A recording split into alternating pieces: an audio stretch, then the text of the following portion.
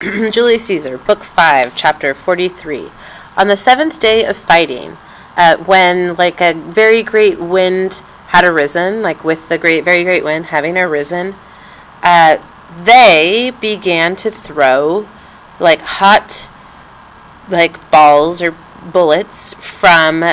molten clay from their slings or by means of their slings,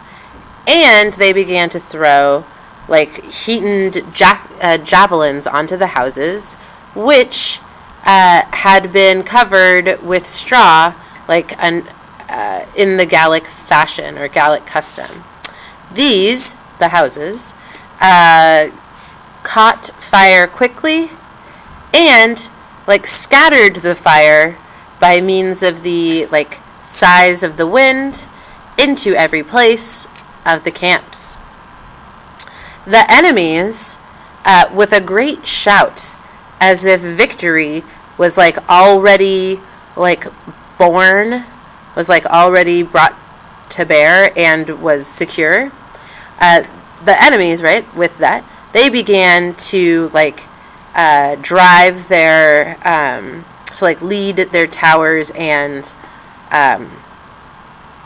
formations, and they began to climb the rampart on ladders. But the virtue of our soldiers, the strength of the soldiers, was so great, and such was their presence of mind, that when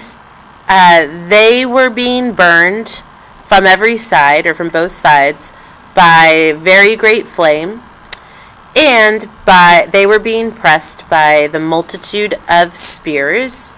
and they understood, this is all when they understood that their own baggage and all their fortunes were burning, not only did no one depart from the rampart for the sake of withdrawing, but almost not even anyone looked backwards. And also at that time, all were fighting most fiercely and most bravely. This day was very serious, by far most serious for our men, but nevertheless it held this outcome, that on this day the greatest number of the enemy were wounded and also slain, as they had stopped themselves up under the rampart itself, and the last guys were not giving a retreat to the first guys. Little by little, indeed, with the flame intermittent and the tower driven forward in a certain place, and the tower touching the rampart, the centurions of the third cohort, from that place where they were standing, they departed from the place and removed all their own men.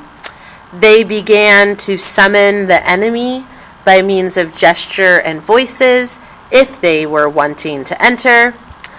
of which the enemy, of whom no one dared to move forward. Then, with stones